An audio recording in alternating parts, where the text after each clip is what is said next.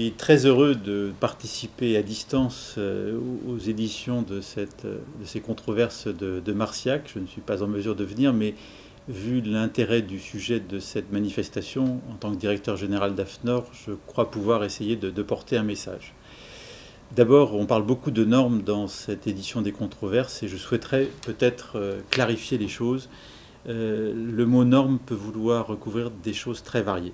Il y a d'un côté la réglementation, que l'on appelle souvent normes, mais que j'aurais tendance à appeler normes juridiques.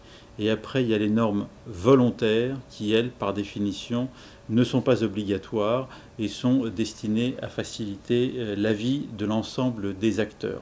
Alors cette réglementation, elle peut être d'origine européenne ou d'origine nationale, mais les normes volontaires peuvent être également aussi françaises, européennes ou internationales. Premier point.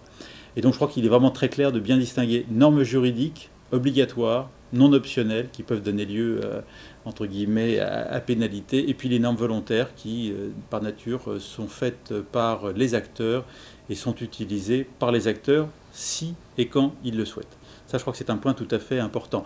Un exemple de normes volontaires, tout ce qui est lié au GSM, tout ce qui est lié au GPS, c'est parce qu'il y a des normes qui permettent l'interopérabilité, la communication, les échanges, le stockage d'informations. C'est par cela qu'on y arrive et parce que chacun a bien voulu les utiliser.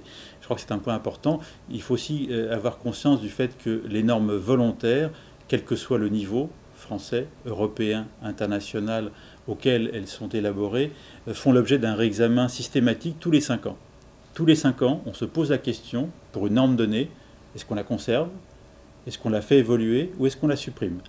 Je n'ai pas connaissance d'un tel mécanisme pour la partie réglementaire, mais je pense que peut-être ceux qui sont en charge de cette réglementation s'en préoccupent. Enfin, en tout cas, au niveau normalisation, nous le faisons depuis l'origine et nous nous en portons bien, ce qui garantit que le stock de normes volontaires est un stock régulièrement tenu à jour et tenant compte, bien sûr, des évolutions technologiques ou sociales. Alors, on pourrait se dire que ça ne concerne que certains secteurs, pas du tout. Ça concerne virtuellement tous les secteurs et le secteur agroalimentaire n'est pas en reste. Je prends l'exemple de la filière de la pomme de terre.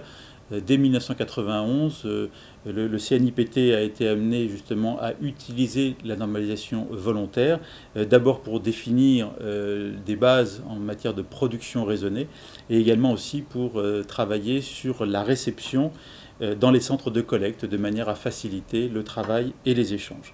On a également aussi d'autres exemples pour, par exemple, les produits phytosanitaires et biocides, de normes volontaires qui ont été élaborées par des organisations professionnelles qui représentaient pour certains les applicateurs, pour d'autres les distributeurs de ces produits, le tout avec la participation bienveillante des pouvoirs publics. Donc c'est ça les normes volontaires. Et puis enfin l'exemple le plus récent c'est COP de France. En matière de responsabilité sociétale, COP de France s'est impliqué dans un guide de déploiement de la norme ISO 26000 relative à la responsabilité sociétale, donc avec un déploiement visant les coopératives agricoles et les industries agroalimentaires de manière générale. Un point également aussi tout à fait important, l'intérêt des normes volontaires, c'est que ça permet également aussi d'avoir accès à une sagesse commune. C'est de la connaissance partagée. Les brevets, c'est de la connaissance privative, publique mais privative au départ. La normalisation volontaire, c'est de la sagesse partagée et ça permet aux uns comme aux autres de mieux travailler ensemble en sachant ce qu'ils peuvent attendre les uns et les autres, en étant sûr qu'il n'y a pas d'ambiguïté sur le langage employé. Ce que je dis, c'est pas seulement valable au plan français ou européen, c'est également valable au plan international. Dans le cadre de l'ISO, l'Organisation internationale de normalisation, on travaille sur la base de domaines d'application et dans le domaine de tout ce qui est agroalimentaire, la sécurité des denrées alimentaires, la qualité des produits. Il y a un comité au niveau de l'ISO, qui est le comité numéro 34, parce qu'on est très précis, on a des codifications, et donc la France, avec le concours du Brésil, qui a en charge l'animation de ce comité. Donc dans ces conditions, eh bien, nous avons un certain nombre de domaines de travail, de réflexion.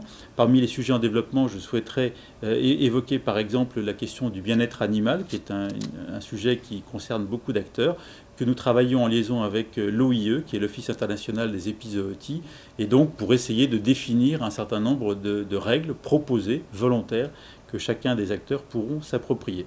En conclusion, au niveau AFNOR, en tant que membre des organisations européennes ou internationales de normalisation, et parce que c'est notre culture, nous accueillons bien volontiers l'ensemble des acteurs qui veulent s'impliquer dans ces travaux de normalisation volontaire pour déboucher sur des solutions, ces solutions qui permettent soit d'être plus efficaces, soit d'être conformes à la réglementation, puisqu'au niveau européen, par exemple, c'est un sujet qui sera sans doute évoqué, les directives européennes font maintenant souvent, voire très souvent, référence aux normes, puisque ces normes volontaires peuvent fournir un moyen, c'est pas imposé, c'est un moyen de satisfaire les exigences réglementaires. Et je pense que cette bonne articulation entre la norme juridique imposée par une directive européenne et la norme volontaire qui fournit un moyen de satisfaire la norme juridique est une articulation moderne.